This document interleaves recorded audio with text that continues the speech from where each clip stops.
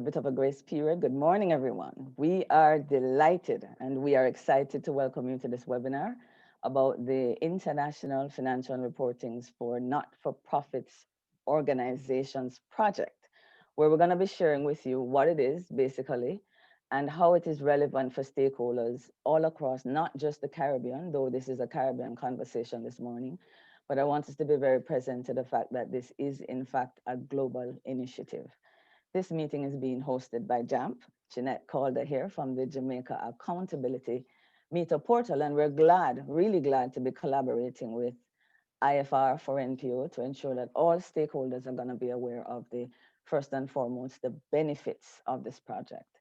And we don't want to take for granted the opportunity that we have this morning to actually be a part of the conversation. Most of us here in the Caribbean, we've been there, where things get imported into our spaces and we kind of basically have to accept it without having any contribution and input. So we're very grateful that this morning we're doing it very differently, because this is going to be very important to how we solicit funding and how we receive funding going forward. Now, we're also joined by a very, very special human being that answers to the name Samantha Mosoke.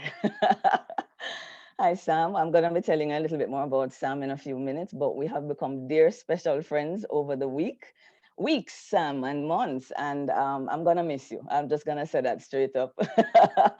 But Sam is the IFR for NPO project director for Humentum. Humentum, guys, is really an organization you should check out online before we're done.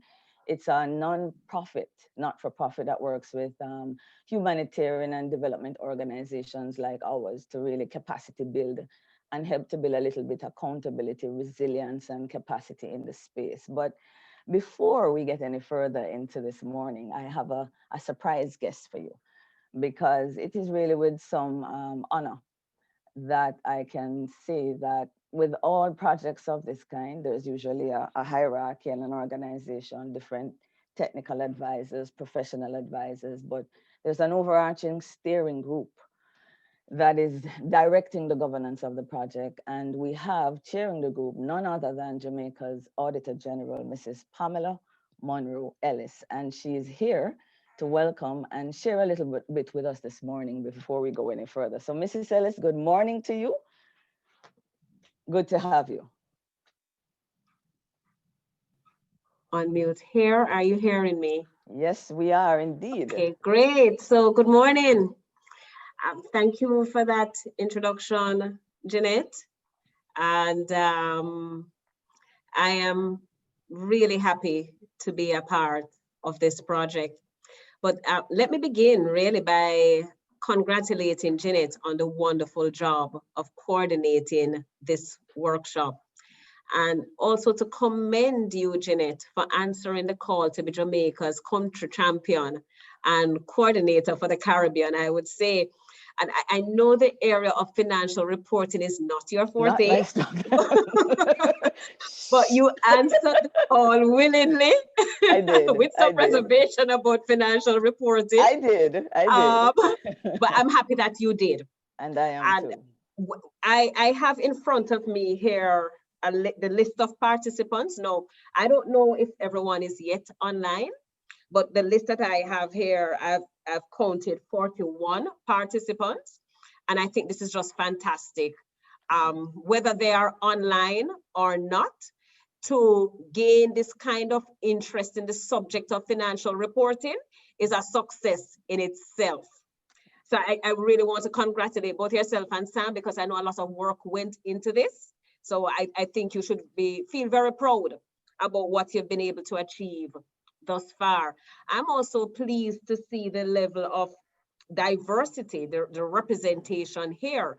I see different professions, I see different jurisdictions. We have Trinidad and Tobago, we have Ghana, we have Morocco, Haiti, Barbados, St. Lucia, St. Kitts, Uganda, Antigua and Barbuda, USA.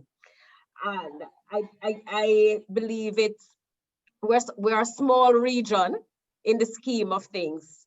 And it's good that we've been able to actually have representatives from these countries on this call as we speak more about international financial reporting for not-for-profit organizations. But you know, despite the diversity in jurisdiction, in sector and profession, because I see a wide range of professionals listed here, there is a common thread that binds all NPOs, and that is the aim to contribute to the common good of mankind. However, for the most part, as the name suggests, not for profit, you are dependent on third parties for funding. And, you know, as I say that, I wish to acknowledge, I don't know if they are yet online, but I see the World Bank listed here among participants, as well as PSOJ. And I was told that we should have a rep for the EU. And this is very important because these are the users of the financial reports, and these are the bodies that or some of the bodies that you will likely go to for support in your endeavors. Now, I want to, you know, there's a saying that an apple a day keeps the doctor away. Well, since COVID, I say a webinar a day keeps you informed. I was involved. I participated in a webinar yesterday where we had donor representation, and in the presenter spoke about CSOs, and specifically CSOs, and the fact that some CSOs are, as the term used yesterday, was fly by night. And I found it surprising that we had someone from a different country, because we in Jamaica tend to say fly by night. I said the fly by night because the aim and the objectives may not be congruent with the overarching objective of the donors. And I found it interesting that that was said, because what really gives rise for the need for international financial, a common set of high quality standard, is the need for transparency and to bring credibility to an organization through its financial reports. And as I indicated earlier, NPOs are largely dependent on third parties. And when you go soliciting assistance, you're actually in a quite a competitive pool. And so not only does your endeavor have to contribute and fit in with the overall mandate of the donor agency, but the agency must have some comfort that whatever is provided to you will be used in a manner that is intended. And one way of demonstrating that funds are used in the way intended and that all funds provided are reported on is through the compliance with high quality standards that can be verified by others, whether it is the auditors or even the bank staff.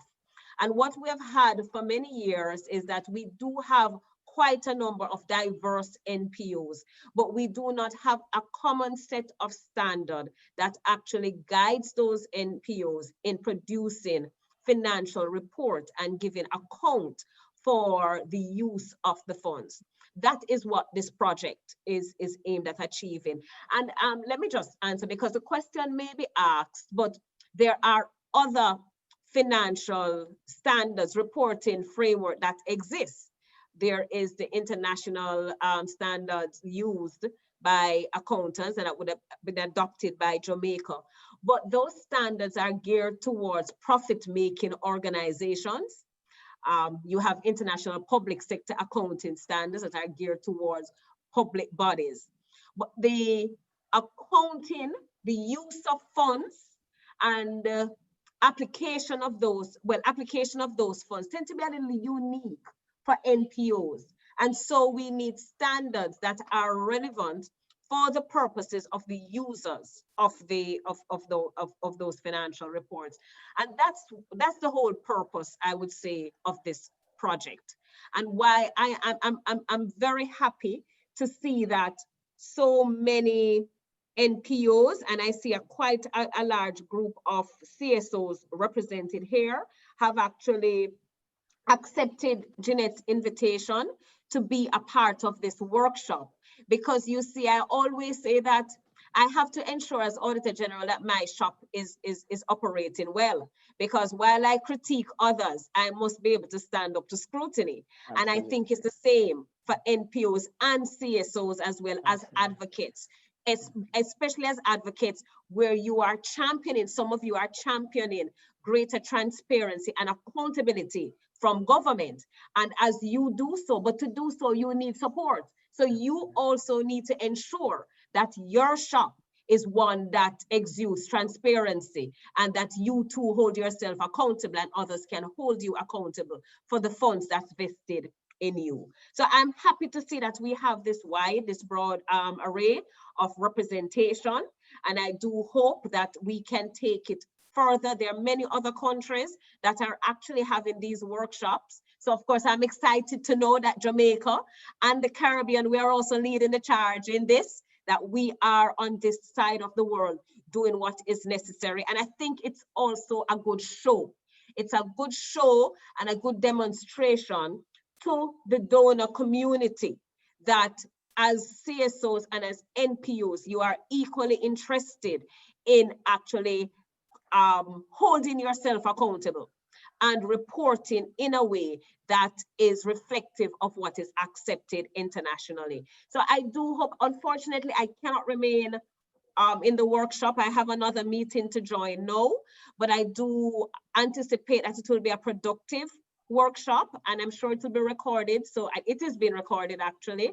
And so I can always see it after. And I just wish you all the best Very for good. for the next 2 hours, I believe, Jeanette. It is, and no further. Okay, so thank you everyone and good luck. Thank you very much, Mrs. Ellis. It was wonderful to have had you. Wonderful start to the day. Thank you. Yes. Okay, bye-bye. Bye. Well, and that charge, I have to endorse everything that Mrs. Ellis just said. And just to share momentarily, there's a big discussion going on in Jamaica as we speak on environmental resources and protection versus development. And I was in the cut and thrust of it over the weekend when a tweet came to my attention that says, "Where are you getting your funding? Where are your audited financials?" And I was like, wow, right in the middle of this. And it just goes to show that this is always an underlying question in the mind of citizens as they watch not for profits engaging. And I wasn't quite sure how to answer other than just to say exactly we're in the middle of it now and it will be posted on our websites by the first week in December. And I was amazed at the shift and the change in posture immediately of that citizen. I hadn't provided the information, but I just simply immediately was in a position to say where we are now, where we will be. And the tweet that came back was, "Oh, I didn't think you would reply. And I didn't expect that response. That's great. I will be more open to what you have to say from now on." And I was like, wow. So there's a certain amount of value on how citizens place our coming up with our own means of holding ourselves to account in the same way that our governments do and the financial sector does. And so I fully endorse what Mrs. Ellis had said a while ago, and I'm really grateful to be a part of this meeting. Now, it is a bit of a meeting slash webinar, but as you can see from the slide that is up, it's broken up into 5 segments. Just to quickly give you an idea of the span of the next 2 hours. We're gonna go immediately into our welcome and introductions because though it's virtual, we still wanna get a feel as to who's in the room. There will be some familiar faces, but at the same time, Sam is gonna be taking us through a 25-minute introduction to what IFR for NPOs really all about. It is gonna incorporate, as you see here, some small group breakaway discussions. If you have not had that in Zoom before, it's a brilliant way of working around how we would have normally done it in person. There will be these 2 blocks of short presentations with the small group discussion of about 15 minutes, and then we regroup for 25 minutes. Now, the beauty of regrouping is unlike when we're in person and you have to hustle everybody away from the buffet. Being online simply means that we can immediately at a finger bring you right back into the main room. So we apologize ahead if you happen to be midstream of a conversation and we actually bring you back together. But that is one of the pluses of the Zoom feature and facility. Now, thereafter, we're going to join back with Sam to get a real sense of what this consultation process is going to look like, which is what this is for us in the Caribbean. It's beginning now, but it is going to continue into the year. And she's going to take us through a 20-minute overview of what to expect. And we wrap up in our 5 minutes with the next steps. Next on the, well, before I move off, I really want to say those pictures that are on the screen right now are really various NPOs and NGOs in action. And we have been very deliberate in using those photos because we are going to be talking about something that might be abstract for some of us, financial reporting, not for everyone. But we do want you to bear in mind that in the discussion, this is really about what's at the heart of what we do. There really is a good range of NGOs here. So whether you're in health, social services, education, environmental protection, development aid, advocacy, religion, culture, you name it, one of the things Sam and I would like you to do for the rest of this morning is to keep in mind that, as Mrs. Ellis says, this is really about helping you to impact the spaces that you're in better. And it's not just an abstract discussion about accrual versus narrative versus financial reporting. A little bit of housekeeping on the next slide. Most of us by now have probably done these Zoom meetings. Some of us have not, but I'm sure many of us have seen very entertaining Zoom bleeps and blunders on YouTube. And we want to ensure that you do not become the next viral internet sensation. So a few tips just to help us make this as smooth as possible. The speaker view is what we're going to recommend for this general section before we get into the small group sessions where we think the gallery view will be more helpful. During this process, we're going to ask everyone, this might seem a little strange, to keep your videos off. It actually will help with the bandwidth for many of us who are actually in spaces where it's a little challenging. Then when we get into the small group discussions, it's a little bit more personal. We will ask you to turn on your video because it's a courtesy that you can more see each other and know who is talking to who. For those who are not too familiar, if you're on mobile, the control panel is very important to both desktop users and mobile users. For those of us on mobile, you swipe or tap to get to the control screen. And that control screen is going to be very important during the course of the meeting. For those who are on desktop, you hover at the bottom of your screen and the control panel will pop up. As you can see from the screenshot we've provided, to the left bottom, you will find your mute and unmute button and your stop and start video. The next, I think, most important thing to look at is the participants, because by clicking on participants, you not only get to see who is there, but you also get access to things like chat and speaking directly to each other or to Sam, the host, or myself if the need arises. I think that basically covers the Zoom issues, but if you have any questions, you can send Sam and myself a quick question on how to do. And last but by no means least, we would not leave out the question of who is here with us. I, like Mrs. Ellis, really want to pause to welcome Livia Galita from the EU, who is actually the funder for JAMP. So I'd love to lead by welcoming Livia. And we do have Charmaine Wright from the World Bank with us, and a very special group, Dustin and Cosette from an NGO, Sam, that has really been an inspiration for JAMP, called the International Budget Partnership, for those of you who are not too familiar with it. But IBP's work in budget literacy and getting citizens to understand that budget cycle, which includes implementation of our government projects and scrutiny, has been an inspiration to many of us. And I'll invite you all to check out their website. Now, while I'm introducing our presenter, I'm going to invite everybody to just jumping in on chat and telling us who you are, what is your role, and which organization you are representing today. And very importantly, what country you are hailing from. As the AG says, I think we have about 11 countries here. And we just want to say thank you very much to all of you for being here. Now, for the woman of the next 2 hours, who has been the woman in my life for the last 2 months. Sam Osoke is a UK chartered accountant who qualified with Mazars in 2000. She specializes in charity audits. She moved to Uganda in 2001, and she has held various roles in the not-for-profit sector since then. Some of those roles include as an auditor, a chief financial officer, a grant management advisor, board members for different boards, and treasurer. as well as carrying out various training and consultancy management assignments across the continent of Africa. Sam has been an associate of Humentum since 2004, and she became the regional director for East Africa in 2017, before taking on this role of the director of the International Financial Reporting for Not-for-Profits in 2019. So Sam, welcome. I don't think I've said this to you before, but Uganda is actually the only African nation I have visited to date. But now that I have a sister and a friend in Kampala, it has to not move back from the bottom of the list back up to the top. I wasn't planning to revisit for quite some time, but I look forward to seeing you on that side of the world and hope you'll be able to join us on this side. But until then, over to you to take us through the process of the consultation. Thank you. Thank you so much, Jeanette, and thank you for that very warm welcome. And you're always welcome in Kampala, and my first visit to the Caribbean. So let me first say, Wagwan on Jamaica and the Caribbean. I'm very, very delighted to be with you and to share with you about this project. So first of all, we're just going to watch a short video. So let me play this for you. Hopefully you'll hear the sound well.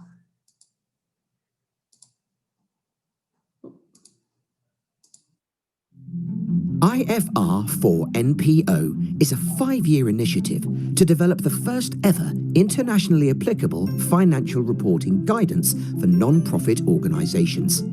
It's coordinated by Humentum and the Chartered Institute of Public Finance and Accountancy. You probably know that businesses have international financial reporting standards, and governments have international public sector accounting standards. But the not-for-profit sector has no equivalent. This undermines the consistency and usefulness of financial reports and ultimately harms the sense of trust and accountability that is so central to its effectiveness. The current system is also inefficient, with duplication of effort for both NPO and funders in meeting multiple and at times conflicting financial requirements. An academic study in 2014 received responses from 179 countries. 72% of respondents agreed that an international standard for NPOs would be useful. So, the IFR for NPO project is answering this call. By engaging a wide range of stakeholders, the new guidance will command support from the accounting community and NPOs, as well as those that fund and regulate them. The guidance is being developed in a technically rigorous 3-step process, involving a consultation phase and development of an exposure draft, with final guidance available from early 2025. With the goal that at least 10 countries will use the guidance by 2030, with more to follow. The project has a technical advisory group involving national standard setters from every continent and an official observer from the International Accounting Standards Board. And the practitioner advisory group helps us ensure the guidance will meet users' needs. The founding funders share our vision for this game-changing project. We have the opportunity of a generation. We can increase accountability and transparency while reducing inefficiency in the current system.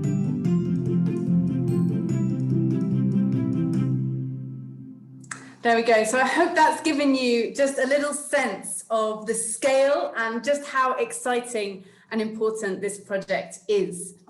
So I want to start with a question that I nearly always get asked about this project, which is which financial reports is this actually talking about? Because NPOs produce a really wide range. So if we think about all the transactions of an NPO, of a non-profit organization, going into one accounting system, and then the accounting system categorizes them, codes them, sorts them, organizes them, and then is able to produce these summary financial reports. And obviously some of those reports are for internal use for decision makers and managers. Some are for donors. If you have, donor funded projects, then donors usually want reports that are for that particular project against their budget lines, etc. And then there are these annual audited accounts, or also known as general purpose financial statements. So the type that Jeanette was talking about, that are likely to be published on your, or hopefully published on your website, audited as your entity-wide financial statements that cover all your projects and activities in the year. So this project, IFR for NPO, is focusing on these annual audited accounts, or your general purpose financial statements, as well as the accompanying narrative reports that go with them. Now, of course, these reports are all connected because they come from the same accounting system. So we can't ignore the interrelationship between the different types of reports. So it's also worth mentioning that Humentum is working on another complementary project, which is looking to harmonize donor reporting projects. So I just really want to kind of get that really clear at the beginning. If you get funds from the EU, for example, this project isn't going to mean that the EU's reporting requirements suddenly change overnight. It really won't. But that other project, the harmonization project, the goal of that is that many different donors can agree on one harmonized format for their project reports. And then this project is about one harmonized format for our annual general purpose audited accounts. Now, at the moment, there's thousands of both, which just makes the whole thing very, very messy. But if we had just harmonized annual audited accounts and harmonized donor project reports, that would at least make it a lot easier for the two to reconcile and interlink. So I just want to sort of get that out there up at the beginning, which financial reports we're talking about, because that's so important. Then another question which comes up is which stakeholders are being considered in this project.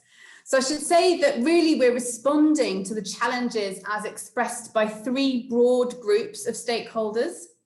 So the first are the users or the readers of these audited financial statements. And when we say general purpose, they aim to meet the needs of a broad range of users. So that would include donors, because they also read, your entity-wide financial statements as part of their due diligence and to understand the project as a whole.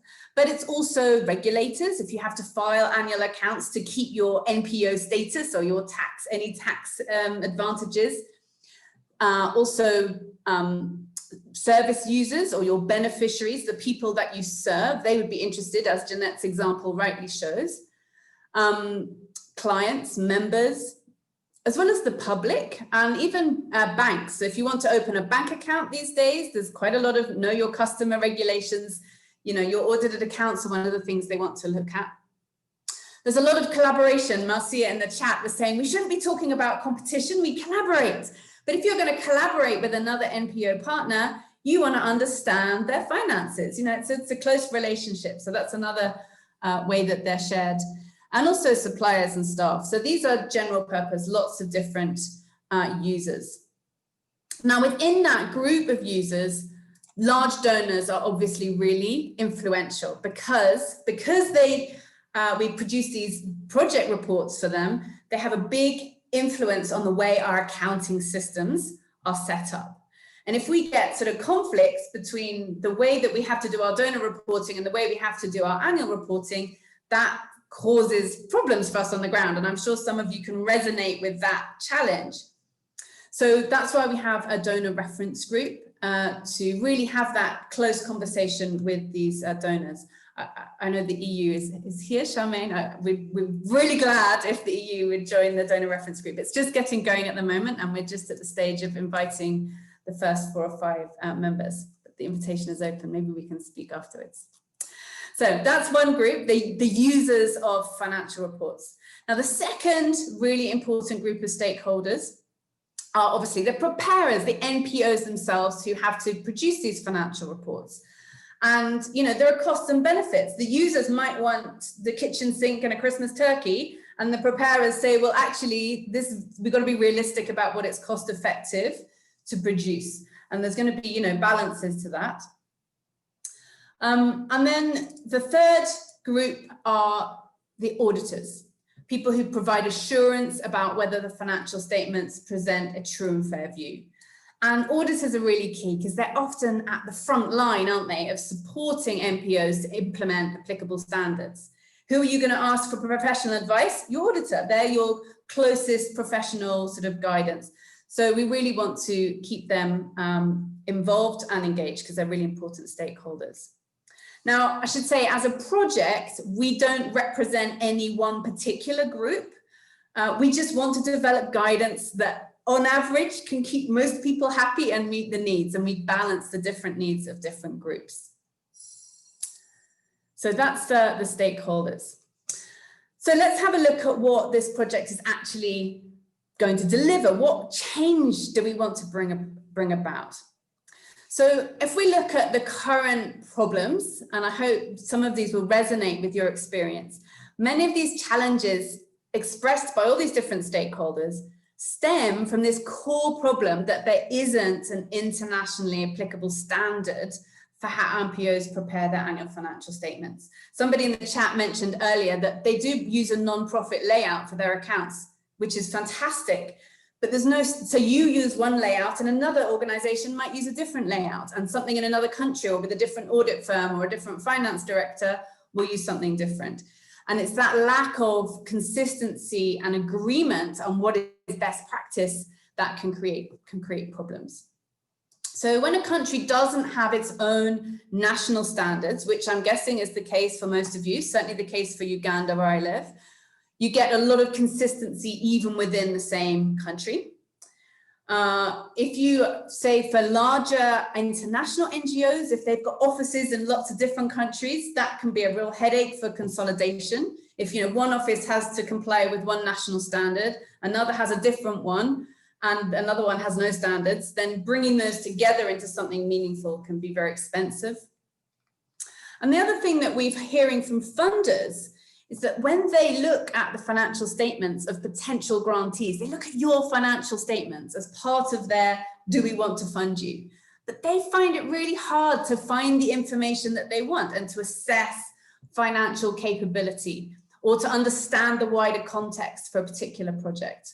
As Humentum, we've done a lot of training with the grant officers or desk officers of staff of foundations, say, sitting in America, and this document passes across their desk and they really struggle to make sense because there's so much variety.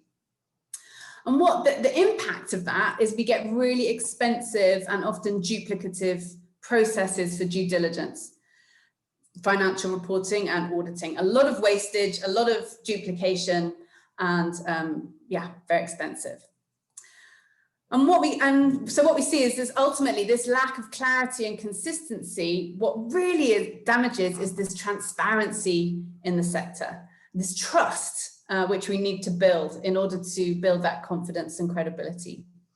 And that lack of clarity makes funders nervous. And one of the things they're especially nervous about is double funding fraud. I'm sure you don't have any fraud in Caribbean, it's all here in Uganda.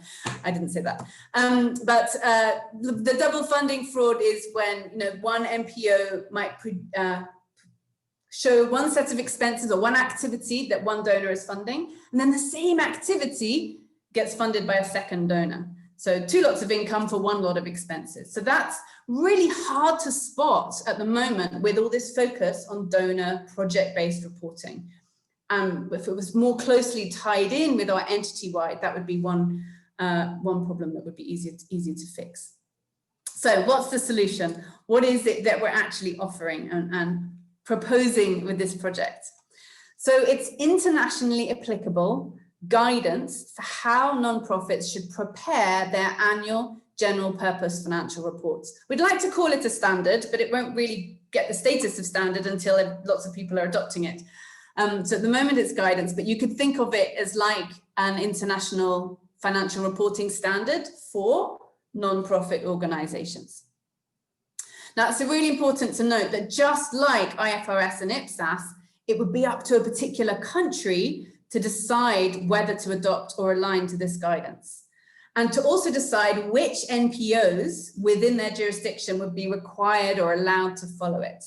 Would you want every tiny little micro CBO, community-based organization? Or is there a certain sort of level of scale where you say, well, now this is the medium, small size that's appropriate, but we don't want to burden tiny organizations with something that would be too difficult. So getting that right would really be a country level decision. And then there are some countries where just the level of regulation and ability to ensure compliance is limited. And I think in that case, funders will also play a really big role. And if funders can see it as and endorse it as best practice, and then where their grantees are allowed to adopt it, encourage them to use it. And I think those regulators and the funders are these big influencers, if you like, over our financial reporting. So the future outcomes and benefits are really, really wide-ranging. So for NPOs applying the guidance, it means they'll be better able to demonstrate their capacity and attract funds, as well as supporting the provision of decision-useful information internally for governance and management. For funders, it contributes to better and more efficient due diligence, and that's obviously a win for NPOs as well. And having clear guidance simplifies and improves the value of audit assurance, doesn't it? And then one of the other really important outcomes from this project, separate from the guidance itself, if you like, is the creation of a global community of stakeholders. So all of you here, the 266 people I met in Turkey and the Middle East last week, the people across Africa and Asia coming together to solve problems like this as a global community. And I'll be telling you later about our online forum. But this kind of community of finance in non-profit networks just hasn't existed before, and we will be creating that. So ultimately, we believe this guidance will contribute to a more resilient and accountable sector that's better able to attract funds and generate funds and utilize them to achieve all the wonderful positive social good that Jeanette reminded us about with those photos. So who's behind this project? It's being implemented by two organizations in partnership, Humentum, who I work for, and Jeanette mentioned at the beginning, and CIPFA. So Humentum is a global non-profit. We support non-profits in their operations, let me say. The less poster-worthy stuff like finance and HR and IT, the stuff that's got to work and has got to be right for all the photo opportunities and the frontline work to function well. And we support the community in that. And we play a big advocacy role as well. And we convene non-profit professionals, and we work to inspire sector-wide change. So this fits right in with who we are. Then the Chartered Institute of Public Finance and Accountancy is a UK-based accountancy organisation, and they've had standard setting roles for local government and charities in the UK, but they've also played a really important role as an international convener on public sector accounting issues. So really, they have this very strong technical base, and they know about standard setting. So, oh, sorry. Now, between us, we have connections with a really broad range of stakeholders within the sector who are critical to this project. So this really is a by the sector, for the sector. It's not being imposed by anyone. It's not really being driven by anyone. And then we have seed funding, as the video showed, from the Open Society Foundations and the Ford Foundation. But they don't have any say over the outcome. They're really hands-off. They're involved in the donor reference group along with other donors. And I should also say that the project isn't fully funded. So we'll be looking for funds to complete over the 5 years. So in addition to the project team, if you like, at Humentum and CIPFA, which is really very small, we also have these wonderful advisory groups who offer their perspectives and expertise on a voluntary basis. So the technical advisory group is made up of individuals from national accounting standard setters from 5 continents. So this is mostly countries that actually have their own guidance, like the UK and the US and New Zealand, but they're all different from each other. So they've got interest in each having to give up a little bit of what they love and know to get to some sort of consensus and consistency internationally. But they're at the table. They all want to talk and make this happen.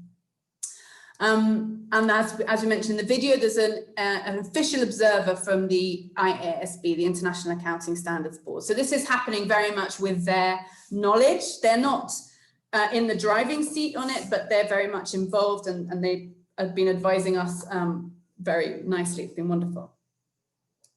So then we have a practitioner advisory group as well. So the technical people can sometimes, get technical, and the practitioners are there rooted in reality to be able to say, well, this might or might not work. This is what we're actually having on the ground, and what will be practical. So we're deliberately, so in that group, there are preparers, there are users, there are auditors, and academics specializing in non-profit financial reporting. And we're really deliberately and proactively seeking to build and maintain diversity in these groups. And you can see information about each member and details of all the meetings. They're all recorded, all the papers are published on the website. So if you are interested to know what is the advice that they're giving and who are they, it's all fully transparent and for public consumption, if you're interested. So we've looked at the why, we've looked at what the project will achieve and who the project partners are, and the stakeholders and advisors. But let's just have a look at the how and when by looking at the phases and timelines. So using a 3-phase development process, which is actually equivalent to all other standard setting processes. So the same as IFRS and IPSAS. So phase 1 is this consultation phase, and the key output is a consultation paper, which presents questions for structured input from stakeholders. And that's what I'm going to talk about in much more detail after we've had our small group discussions. Then the second phase is actually when we start writing it, the drafting or development stage. And here we analyze all the feedback from the consultation and use that as an evidence base to develop draft guidance, which is exposed for comment. And that's called an exposure draft. And then the third phase takes stock of the feedback from the exposure draft, puts through changes before launching the final guidance, which is expected in early 2025. Now that sounds like 100 years away. We needed this 10 years ago, not 5 years' time. But honestly, the reason it takes long is because we're building consensus and we're getting opinions, and we can go fast alone, or we have to go slowly with many people. And really, this is so important to get right, that we really need that consultation and that process of bringing people in and hearing different voices. And also, I'm assured that really, compared to IPSAS and IFRS, this is like supercharged, super fast version. And we really tried to make it as quick as possible. And then, of course, developing the guidance itself is really the beginning. It's not the end, that is the beginning, because that's when people can start learning it, adopting it, and using it. And we'll really only feel all these benefits of consistency and convergence when it's widely used. And we've seen a very equivalent pattern in the public and private sectors of this real benefit in terms of fund flow from IFRS and IPSAS. So we're looking for the same benefits for our sector. We don't want to be left out. So that's why there are 2 key aspects to the project design. So one aspect is the sort of technical rigor, the professionalism, the technical accountancy professionalism in the guidance development process. And that's really led by CIPFA, that's their expertise. And then the other aspect is this stakeholder engagement, which is why we're having these awareness meetings in different countries, proactively reaching out to stakeholders all over the world, regulators, professional accountancy organizations, donors, and NPOs, so that we can hear people's voices. And then by the time it's actually produced in 2025, people aren't hearing about it for the first time. There's been a chance to prepare and get ready and sort of brace yourselves. So how are we doing in terms of engagement? So I love this slide. So we've already, in the last year and a bit, we've been developing the consultation paper and reaching out.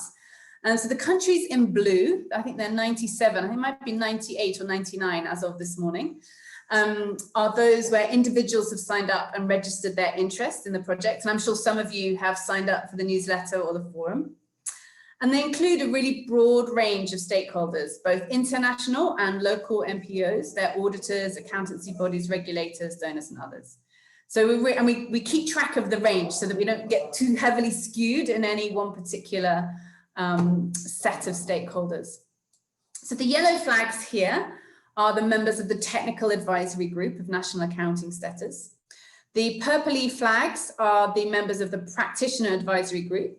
And then the black flags show the various country champions, like Jeanette, who's being a champion for Jamaica and the Caribbean, and doing a wonderful job because they understand the context that they're in, the languages in some cases are obviously different, the legal setup, etc. So really, I have the privilege of connecting with all these country champions around the world, and it's honestly one of the main joys. And Jeanette is the most joyful of all of them.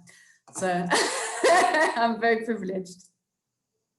So that's a whistle-stop tour to kind of frame the project and get a sense of what it's about. So having heard that introduction, now we wanted to give you a chance to meet some of the other people here and share your questions and thoughts in some smaller groups. So we'll be using this breakout room feature, but don't worry, you don't really have to do anything. It will just happen. You'll find yourself in a room.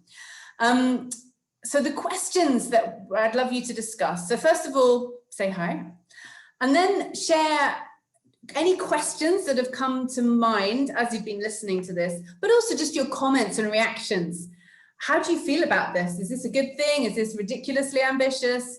Is this something that you feel that resonates with you and you could see would be useful?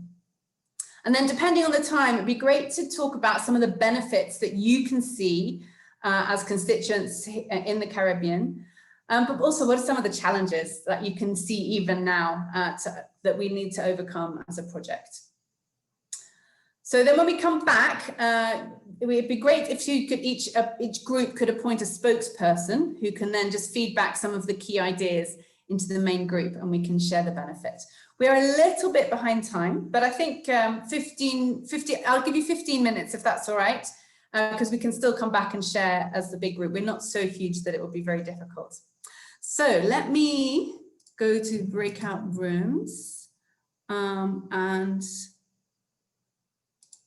there we go, options, yes. Okay, so you've got 4 rooms. Some of you are on mobile phones, and that might not work so well. You might be able to hear, but you might struggle to contribute, but hopefully we'll have some really good conversations. So see you in 15 minutes.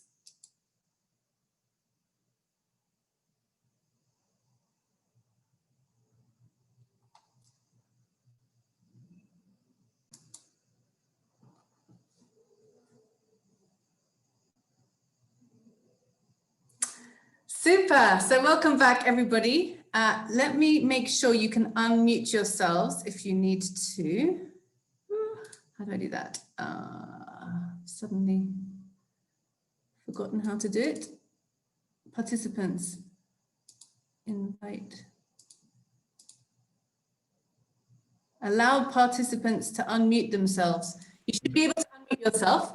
So what we'd like to do is maybe just go group by group, share a couple of questions or reactions that you had that you were discussing. So who'd like to go first? Lots of unfinished business. I think we certainly agree that there is a need for some standard reporting systems, and in particular the donors. The requirements for donors varies significantly, and it is quite burdensome on small NGOs.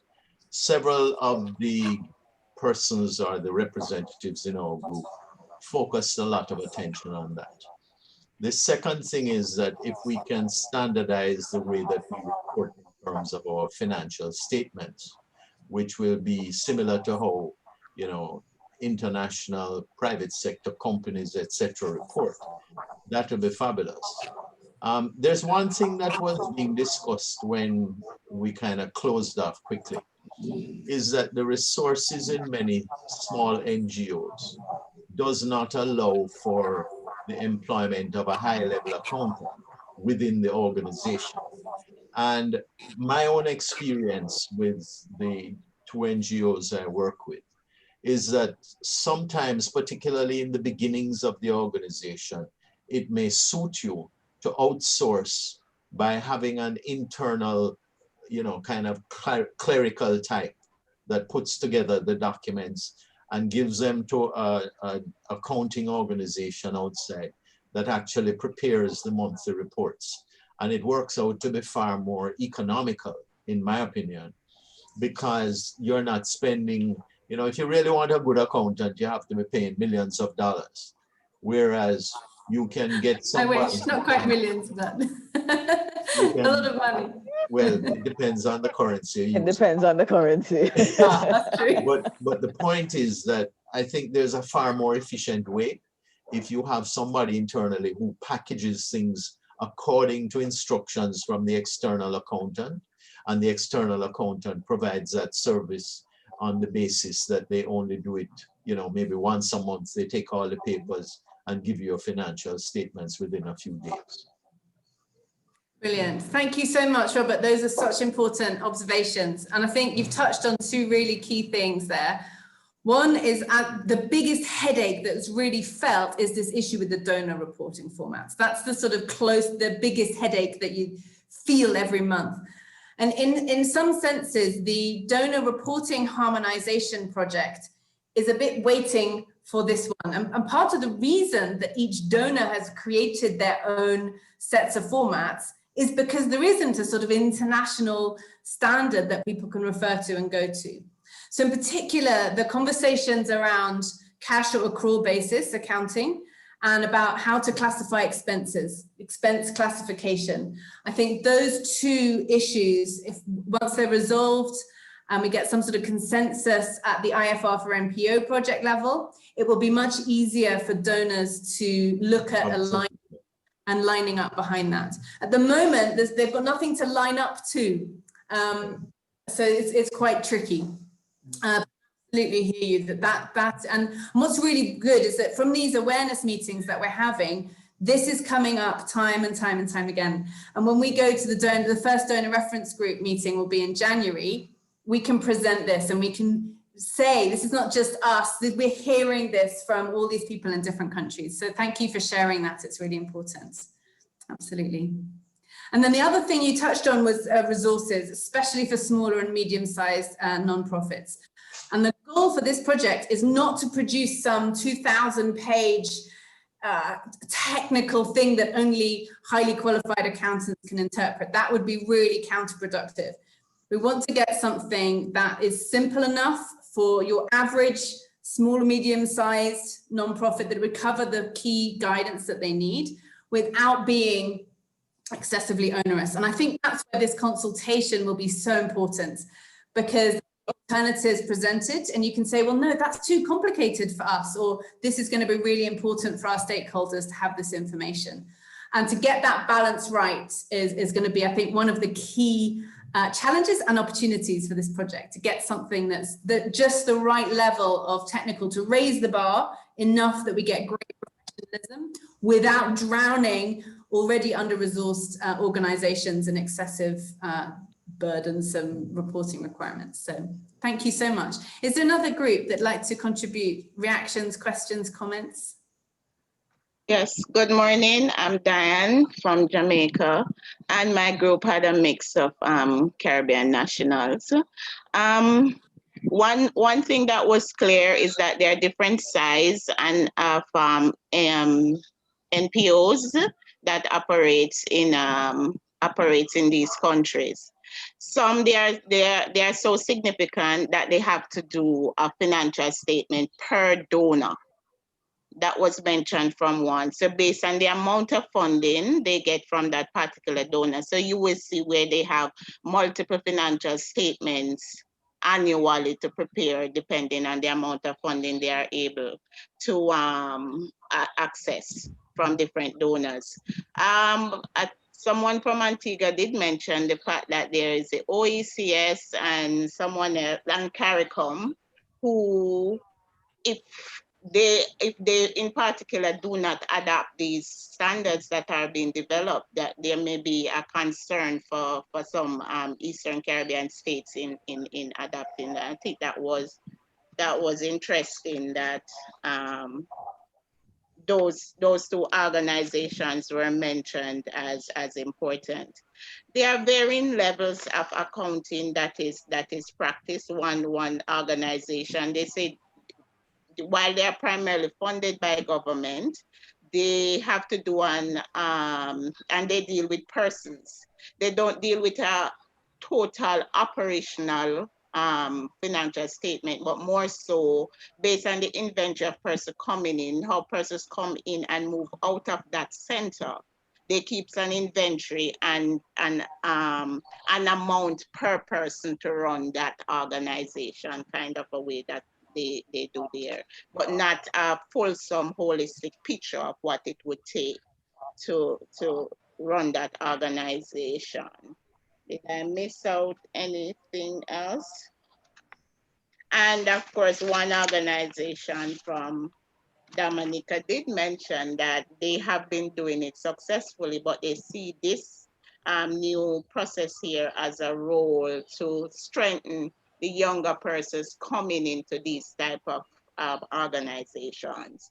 And of course, generally, NGOs struggle with capacity. So this would make it a little bit easier because, as you said, non-financial or non-accounting persons probably could use the information and be able to put a pretty good report together once given the numbers. Brilliant. Thank you so much, Diane. You mentioned two reports from the Eastern Caribbean. Unfortunately, I didn't write them down, but would you be able to share the names of those in the chat, those reporting formats, and even share links to them with Jeanette if you're able to, because that would be really useful. And we want to make sure that we are understanding what is common practice in different regions. I know in West Africa as well, there's some sort of convergence around a different type of reporting. So it'd be really helpful to have that. Thank you. No, it wasn't a reporting format. It was two organizations that they said if they do not accept this new standardized process, then there would be a difficulty for them to adapt it at the NGO level. I hear you 100%, and we're hearing this many times. So, as I said earlier, NPOs, their reporting practice is really driven by their donors and their regulators. So it's all very well for NPOs to say, well, I'd like this, this, and this, and this. Ultimately, it's the donors and the regulators that we need to engage to endorse it and to input into it so that it can meet their needs. And therefore, absolutely, I hear you 100%. That's so right. You really hit the nail on the head there. Thank you. Definitely. Thank you. What about the third group or one of the other groups? Yes, Sam, we're going to have to lay ground rules the next time that the co-host cannot become the person to give the feedback. But I was outvoted. But some of it, of course, as you would imagine, is what has already been said by Robert and Diane. But we got a repetition of a question I think that Marcia posed earlier in the chat, which is a good question. How does one get on the practitioners advisory group? That was one. I also ended up in the room with a face that I'm very familiar with, the accounting clerk for JAMP. Really proud of Ven. Venetia is probably the youngest person in the room, Sam, and the level of interest. I don't think she's doing it to impress me, but she's really delighted. She really hadn't known of it before until I had brought it to her attention, and she was really looking forward to this. So she shared her delight with the information, but she's curious about the learning curve, and she's curious about whether or not there'll be things like training, templates being provided. Generally, how easy are you going to make it for us? And I'm sure that's something that will be contemplated in the process. We had Robeson from Haiti, which was really great, with us. He's a financial analyst, so it was good to get it from his perspective that right at this point in time, he's juggling, I think I wrote down 6 donors as a financial analyst. So he feels the pain, so he expressed the benefit about this process that we are undergoing. And we talked a little bit about would there be any cost implications? I think that was hinted at before. And once you have requirements that you have to meet, the question of sanctions also got flagged as a concern. And I think last, but by no means least, it was really feedback on the slide itself, Sam. That was a slide that we looked at some of the benefits. Seemed a little skewed towards the donors. So Sam in the presentation spoke to the benefits to NPOs, but it was felt that the slide itself really seemed to have been more sensitive to what are the needs of the donor. And then naturally the question was, so is this then a donor-driven process? So that was basically the feedback and the comments in our room. Well, great questions. So let me answer, so try and answer them in order. So to become a member on the PAG, you can, in fact, we are low on representation from the Caribbean and Latin America. We had at least one member from Latin America, but he had to stand down. Please email me. I'll put my email in the chat, and we can. Can I suggest that we share contacts with everybody? Let me tell you why. There are 1 or 2 young NGOs that were in our group from Trinidad in particular, and they're in the process of working on their financial statements, but they would like to see what are the types of statements that other NGOs put out. Now, I'm associated with JCDT, Jamaica Conservation Development Trust, which has been around for 20 odd years. So we have financial statements that date back and we have had to change with the years, etc. And then the other one is a financial organization actually. And what we have to do is make sure that within 3 months of the end of each financial year, we present our reports. Otherwise, our donors get very upset. So I think it would be good if we could circulate 1 or 2 financial reports from some of the organizations so that everybody can see what an NGO type financial statement looks like. That's a super suggestion. Jeanette, I'll let you coordinate that. I think Absolutely. We've got the sign-up list, but it wouldn't be appropriate for us to share it without permission. So perhaps if you're happy for your details to be shared with the group, could you just put in the chat maybe yes, or yes, you can share my details. Yeah. And that I think will be a safe way to then enable those who wish to collaborate and share information, which is so important to do so without overstepping our data privacy requirements. Can I suggest whoever is respond to me? Okay. If you can, and sometimes persons struggle with it, but when you get into chat, there's a drop down that gives you the option to text to everyone or to me directly. And I'm also going to ask for the groups, Robert, who were interested in receiving it, to let me know who they are. So post the meeting, I can reach out to both the ones who want to receive and the ones who want to give. Yeah, thanks. Super. Fantastic. Then, Jeanette, my brain has gone empty now. So you talked about becoming a PAG member, then remind me with a word, the other one. The other ones had to do with the learning curve, and yes, the other one had to do with the question of sanctions, and the last one had to do with the donor, the feel about the donor. Okay. Yeah. The training, yes. So we have in the budget towards the end of the 5 years, when the actual guidance is taking shape and it's clear what it's going to look like, to prepare some free online training resources. And possibly even some training packs for face-to-face training, so that any training organization or accounting organization that would like to train others or just access online courses, that will be there. That's part of whether they will be free in the long term. It's impossible to say because we don't know the future, but certainly we'll be developing materials. And I know that certainly different countries that we've been talking to are already thinking about. So, for example, in Uganda, the Institute of Certified Public Accountants of Uganda and the equivalent in Kenya, they're already starting to think about, should we start trying to access funds to support any transition? And sort of thinking about it very proactively at a national level. So as a project, there's certainly with a limit to what we can do, but we can provide materials. But then I think there will also be a sort of country level, regional level need to think about the resources to do that. Certainly our intention is that it would be freely available, guidance itself. You don't want to have to pay to actually access it. But right now, we don't know what the long-term ownership and home of the guidance will be. So developing is the beginning. to be sustainable in the long term, it needs to have an owner who can, every time there's an update to it, the source, I'll mention later, we're thinking of basing it on IFRS for SME, which is updated roughly every 5 years. But every time that's updated, there'll need to be an update to the NPO guidance. It's got to be sustainable in the long term. So as we get closer, I think that those long-term governance and sustainability models will become clearer. So just to know that's something we're thinking about, but it's too early to know the answers. And then you mentioned about it being a barrier, or the word you used was sort of, if somebody can't comply, a sanction. Can it be used against you if you don't comply? And this came up in another meeting last week, actually. There is, I guess, that risk that anything that is a standard that you need to comply with, if a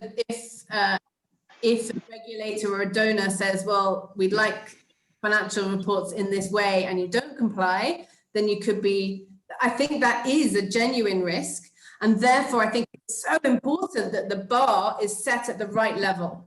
It needs to be high enough to raise the game as a sector, but not so high that it excludes organizations like yours that should be able to participate in it. I think that's going to be a key thing to get right.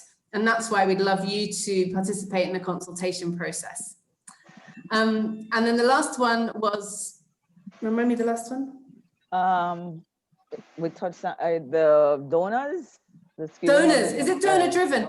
Really isn't donor driven. This project, the sort of the original genesis of it is actually from my boss, Tim Boyes-Watson in Humentum, and in conversations and collaborations with meetings with people in the UK who are non-profit charities, saying we have this lovely standard in the UK, but nothing internationally. Many charities in the UK have offices in different countries, or they give grants to other countries. And it's grown out of that. Then there was this survey done in 2014, and we had 600 plus respondents, and 72 from all over the world, and 72% of people agreed that a reporting standard would be useful. And that was mostly nonprofits themselves saying guidance would make our life easier rather than harder.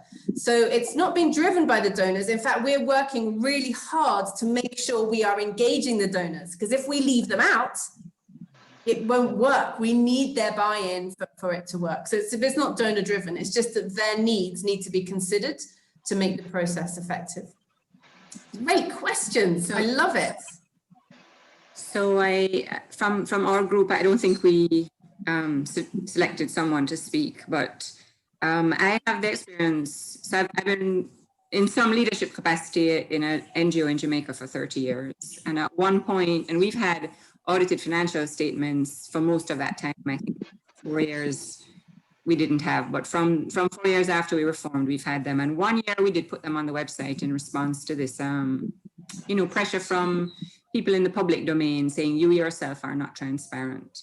And what that resulted in was the people who didn't like the stances we were taking attacking our donors. Oh.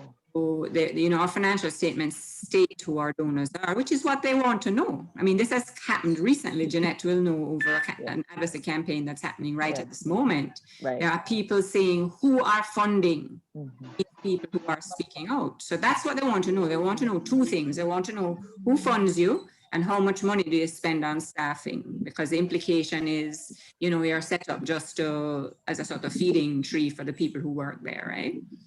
And both of those things I am reluctant to reveal on my website. Now, we have a Charities Act in Jamaica that is a registered charity, and that requires us to submit our audited financial statements and annual report every year. They are, the legally constituted institution that holds this public document for us and will release it to any member of the public. We have to apply for renewal of our charity status every 2 years. We've been audited once, and it was by far the most detailed audit I have ever been through. And if we don't meet the standards of the Charities Act, our designation will be withdrawn, which has in fact happened to NGOs one NGO I'm aware of in Jamaica. So I feel like, you know, it's a bit more, and this is all very costly, as many have said.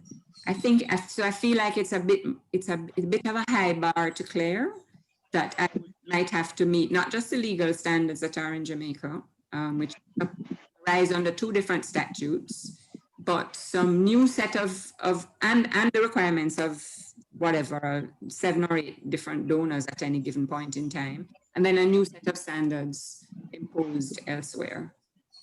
So that's what I have to say. I wonder if anybody else has had this experience of having your donors put under attack by disclosing them easily to the public.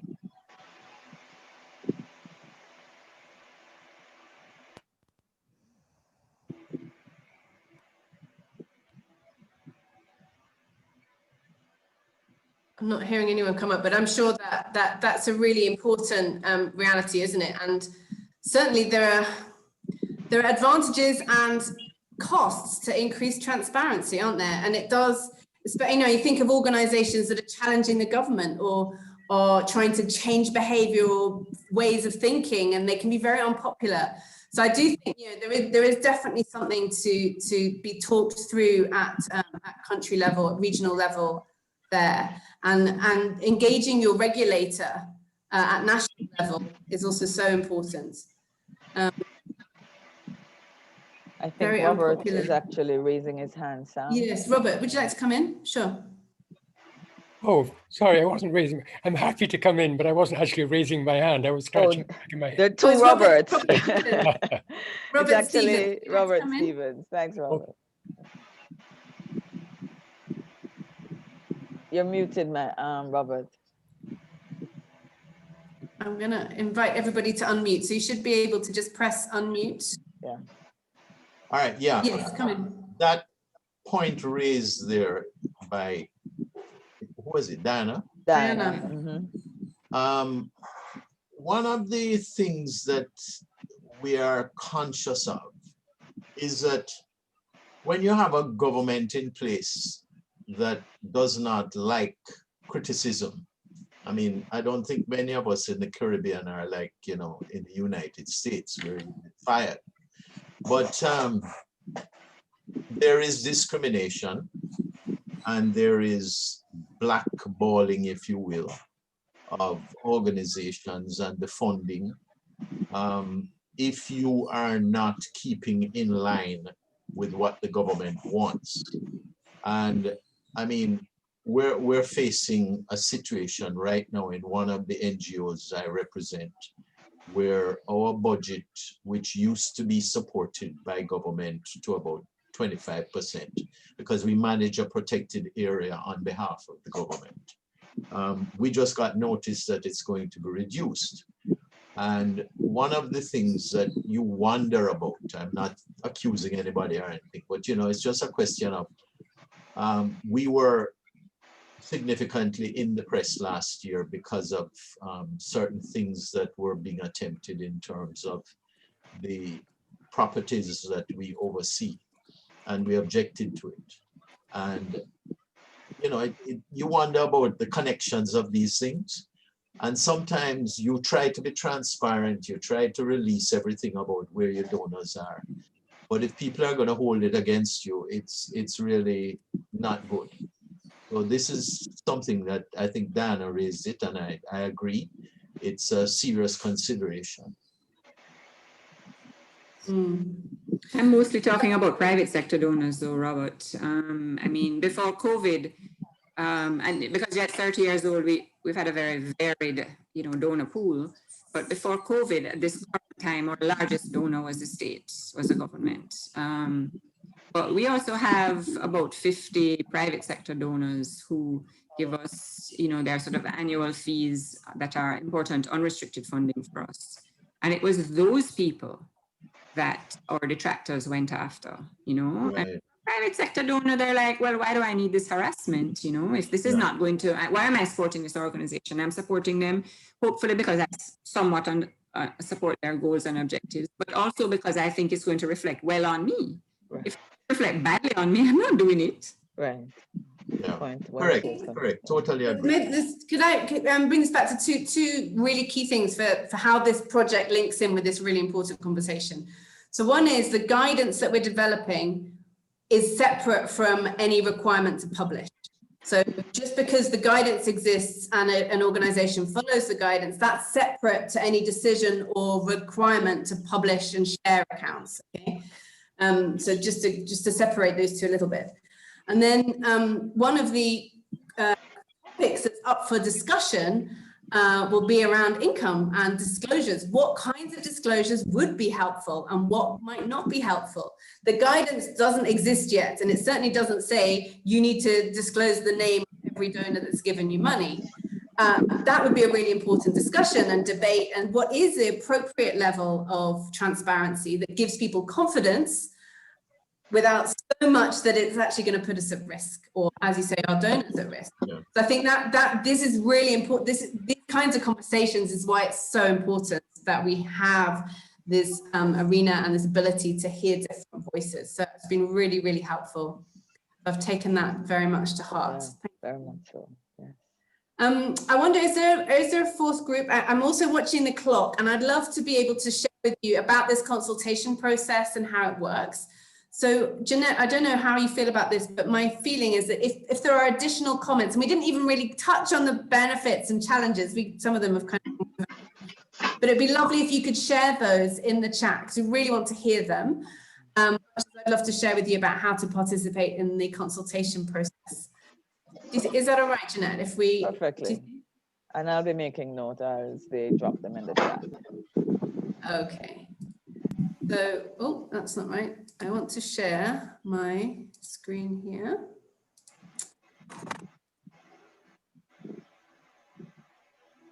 Work. Yes. Hopefully that now you can see the slide deck. Yeah. Great. So after that really, really enriching conversation, and it's just so wonderful to have people with such experience and perspectives in the room.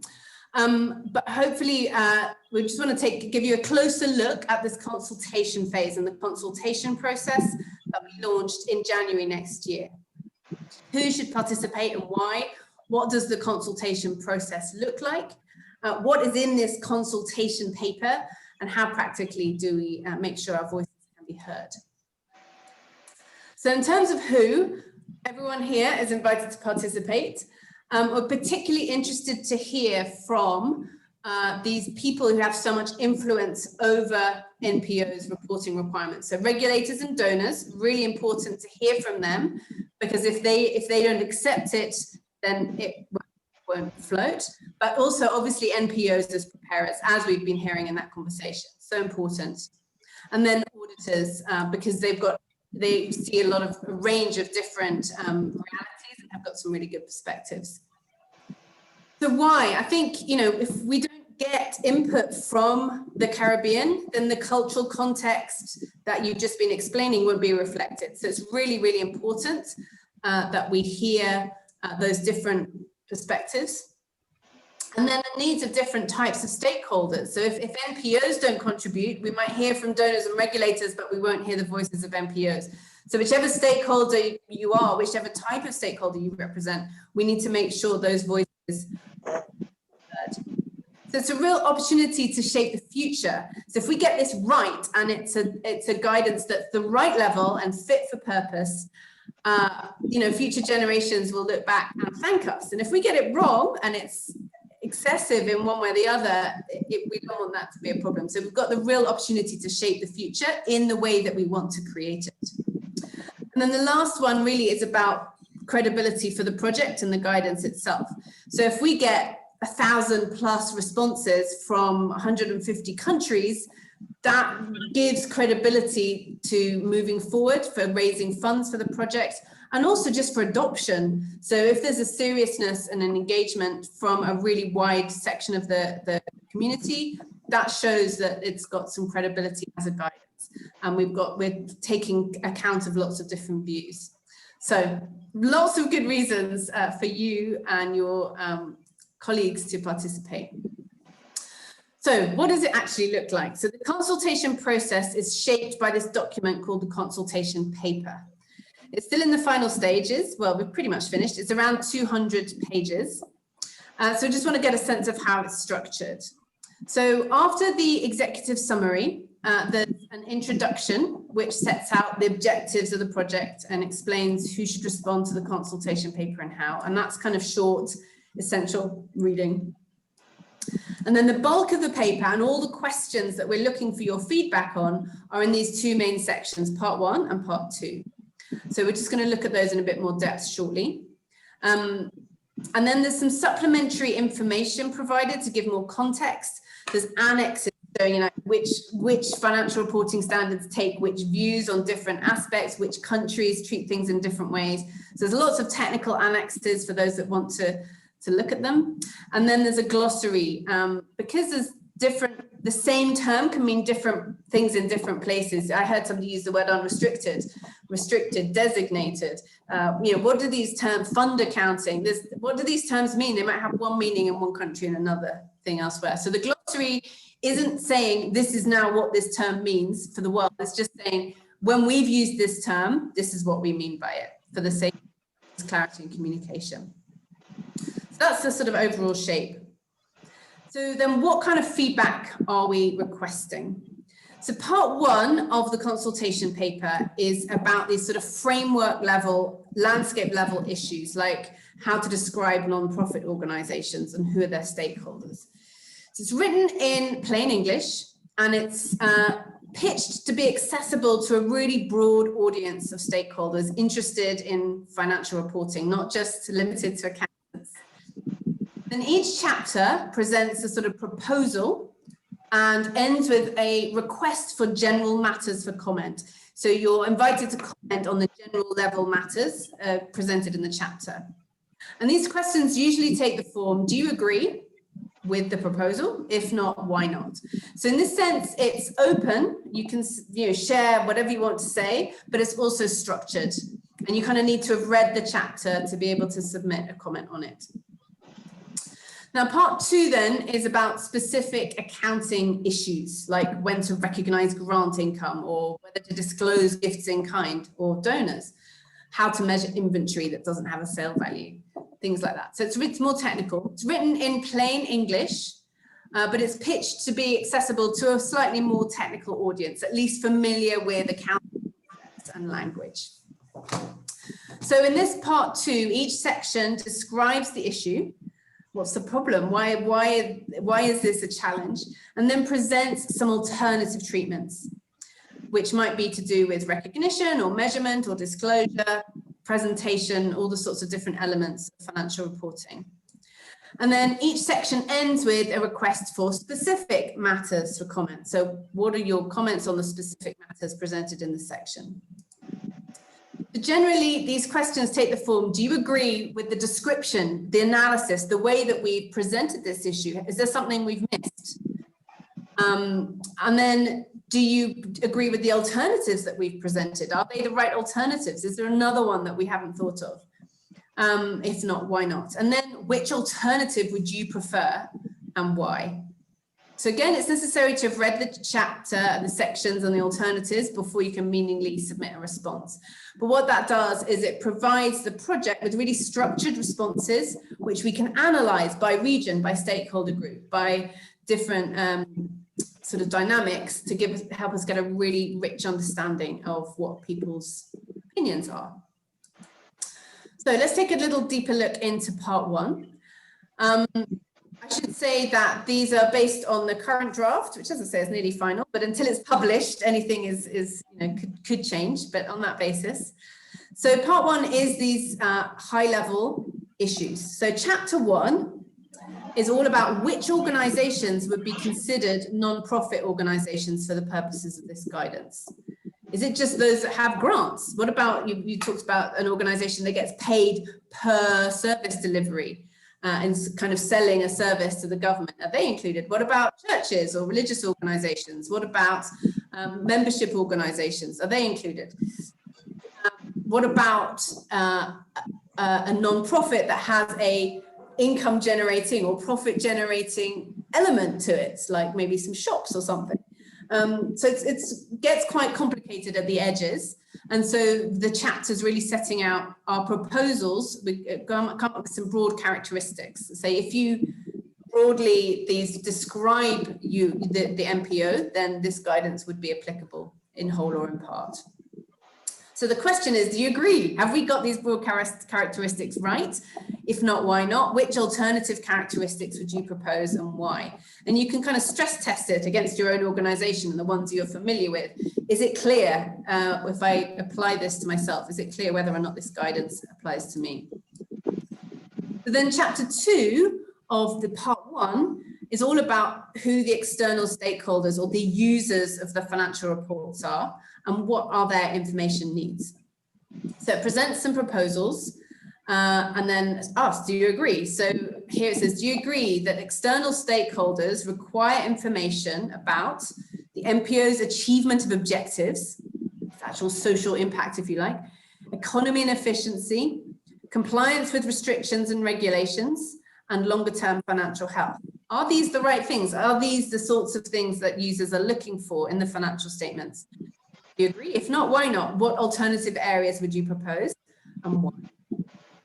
So that's a really key chapter to understand who the fundamental sort of concepts behind who the users are and what they want. And that's so different from investors in a business. You know, they're totally different kinds of users and they've got really different information needs. So this is really at the heart of why this project is necessary in the first place. Then chapter 3 of part 1 looks at different aspects of the guidance itself. There are a few proposals. One of them is around the fact that it should be accrual based. If you're an accountant, you'll know what that means. Basically recognizing some assets and liabilities.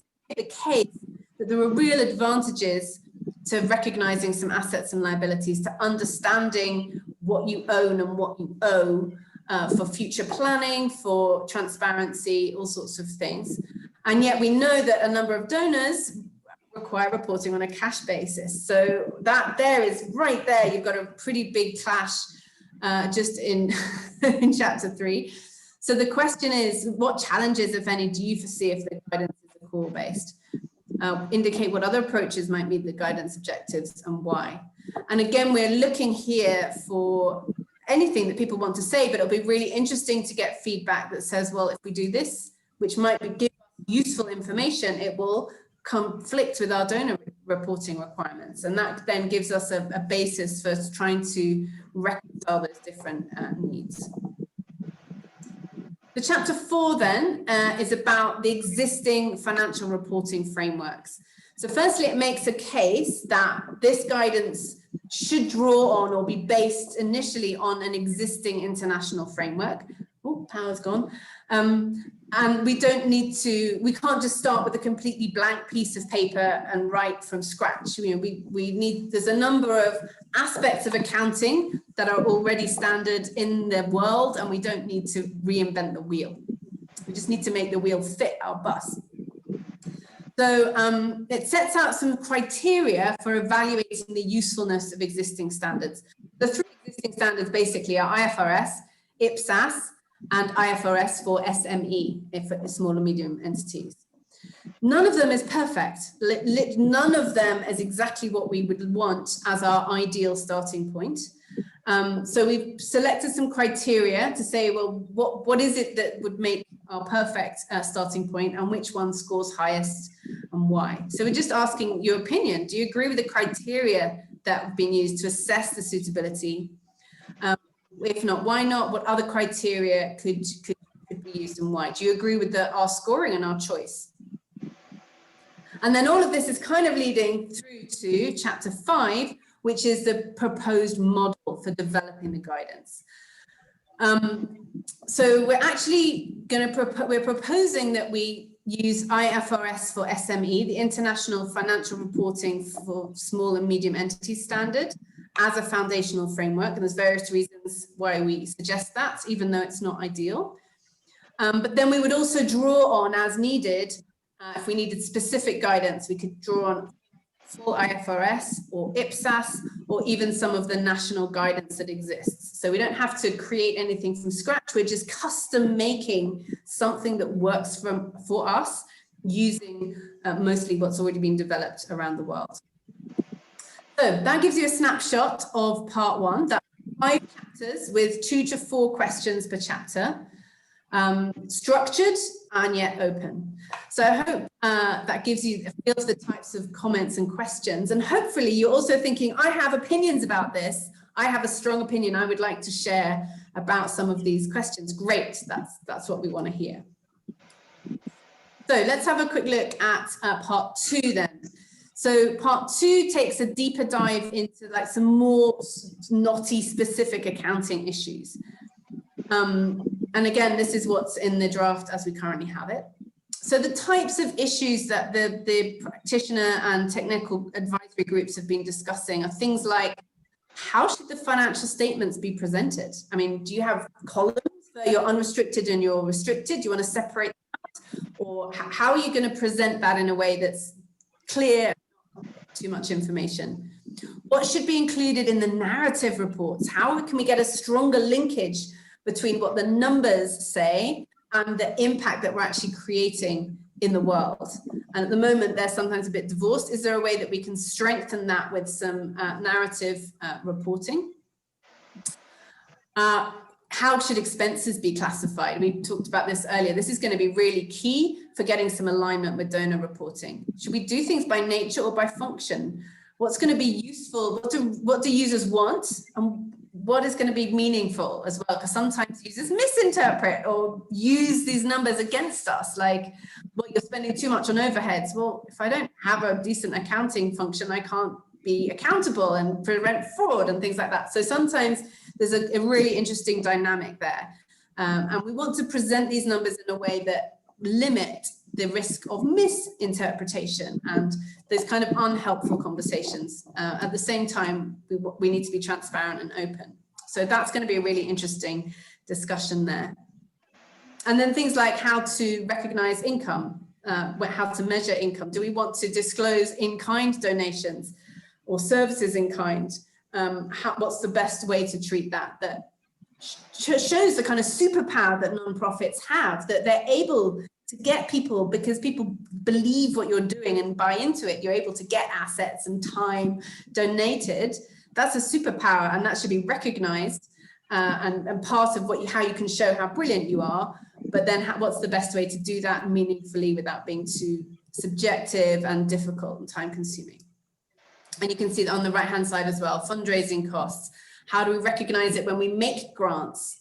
What about assets that don't generate revenue? At the moment, sort of impairment rules, if an asset doesn't generate revenue, you can't hold it as an asset, but our assets don't exist to generate revenue. They exist to achieve social good. So how do we reconcile that? And then crucially, these ones about defining what is the reporting entity. When you have these, project collaborations, or what if there's a huge amount of control from the donor over the entity about what they're doing? Should they be consolidated? How should that control be reflected? So some of those issues are really, really important. And they're not obvious. There are no one obvious right answer to a lot of these, which is why we get so much variety and diversity and lack of consistency.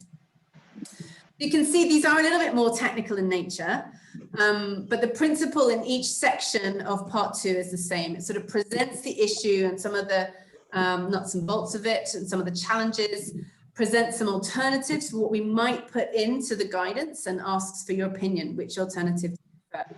We're not presenting any one alternative as a favorite option. We've really got a completely open mind and just want to hear from the community.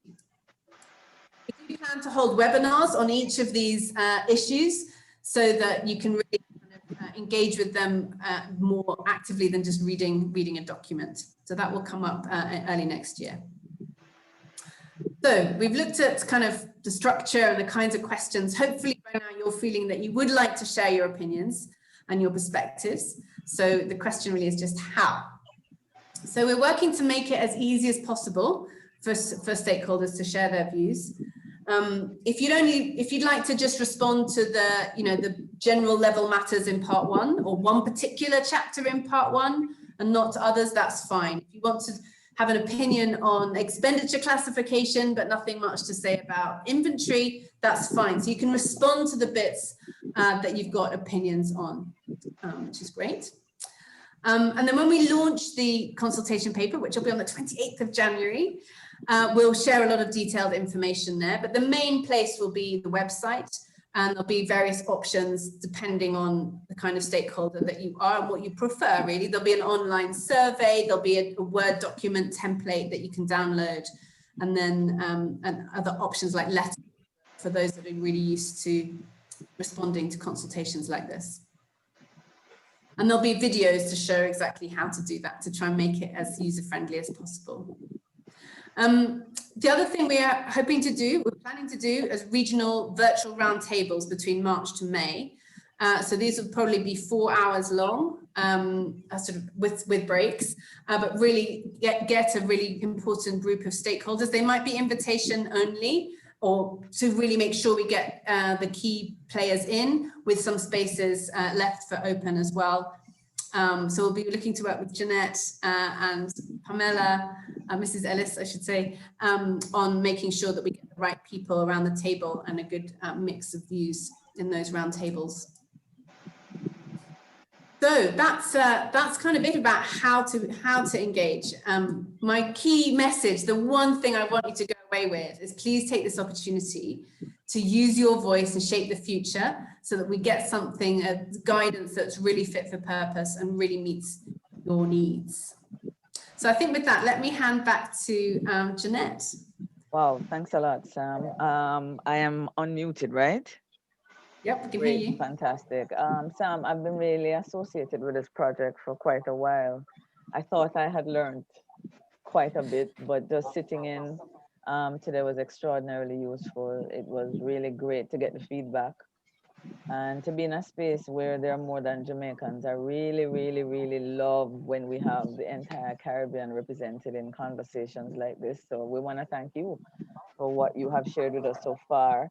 The only question that is outstanding that I have noted, that to you, and if nobody else has one, had to do with something really significant. There was a slide a couple back where you shared who were the stakeholders, and we had, I think, the regulators, the auditors, the funders, and the NPOs.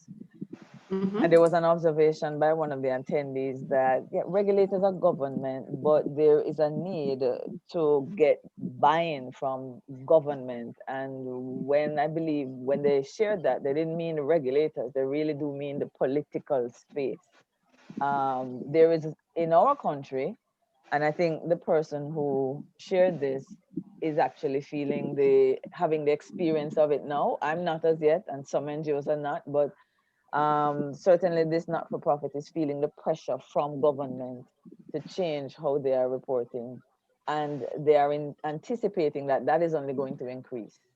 And I think I shared with Sam before that here in Jamaica, we had a private members motion in the parliament once, where since civil society was putting pressure on the political parties to share where they were getting their funding from, they basically did a boomerang switcheroo and said, okay, well, we're going to go to the legislature and we're going to use the arm of the state to pressure you. Now that disappeared, but we anticipate, Sam, that is just going to keep coming back, which is why it's good that we're taking the initiative. But as it relates to the buy-in, this process, including the political space in it, what are your thoughts about that?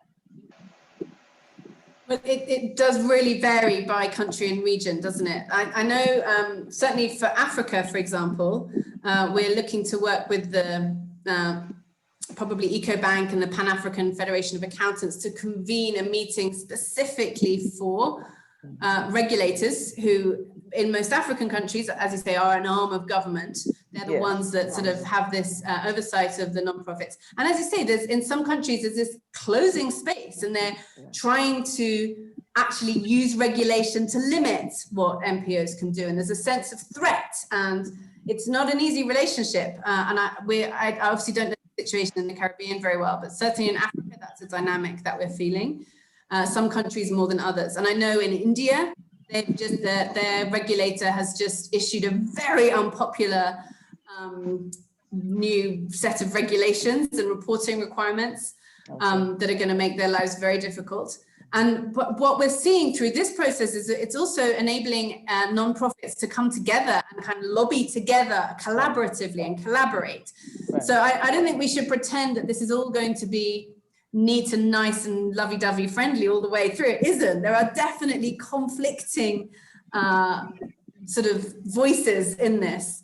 And the fact that NPOs have a voice means that, you know, that can be reflected in the guidance in such a way that, you see, if a particular country is wanting to be very heavy-handed in their particular jurisdiction, if there's an international guidance that the community can say, well, look, why are you being so hard on us? There's this international standard that is internationally accepted as the right way to report, and this is the kind of information that's appropriate.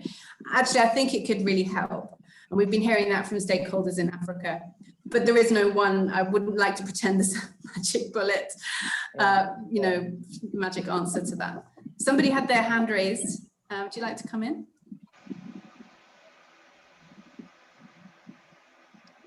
See who it was. Somebody just said, can I come in? Is it in the chat? Excuse. No problem, Roger. Bless you. Okay. No, I don't think. Oh, it's Alexandria. Yes, ask to unmute. Alexandrina. Right. Yes, can you unmute yourself? Welcome. Okay, thank you. I wanted to just take up on where Jeanette left off and what we've been discussing about governments buy-in. We have to be cognizant of the fact too that our governments need to put checks and balances in place because there's so much of money laundering that is going around. Now, I'm not saying that our NPOs are culpable when it comes to that area, but it's very critical for our government to ask certain questions, but not in a threatening manner. I think that's a fantastic point, isn't it? There are great organizations like us and ours, and there are less great ones. And actually it's an important role of government to be able to sift out which ones are just briefcase. And it's important for us who are credible ones to be able to distinguish. That's a really good point. Thank you. I'm really conscious of time, and I know that people are going to start leaving. So I wonder if we can just finish with these final words of how you can stay engaged. Do you want to speak to that, Jeanette?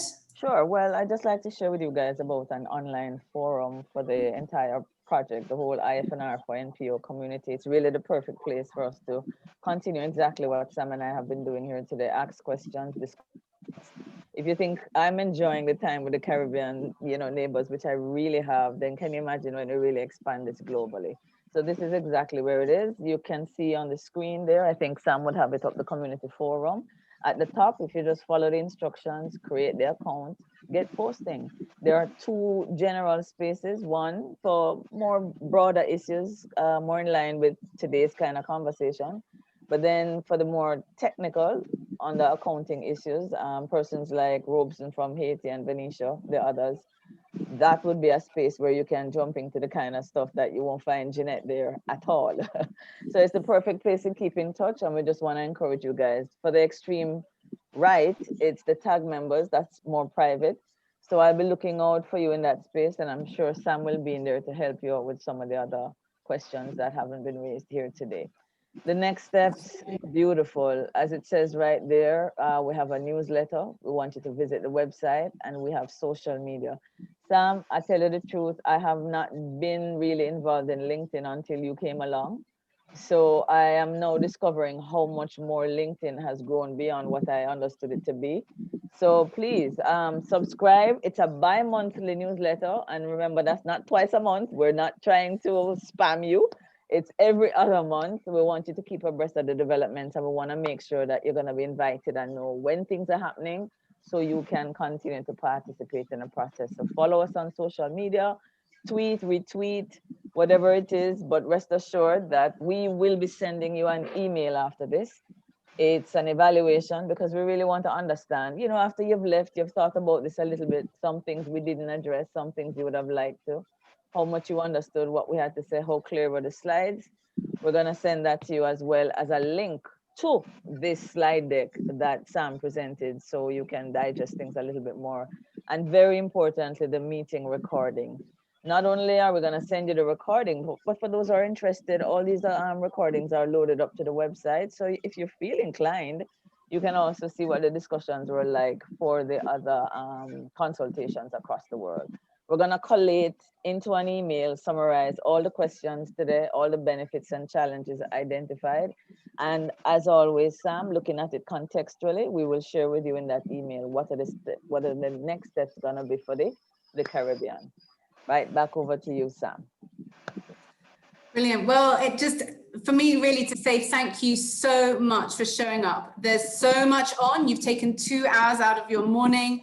I don't take that lightly. And just thank you so much to Jeanette for being a powerful, strong and amazing lady with bringing people together and moving this forward and making this happen. So thank you so much. My pleasure. Thank you, Sam.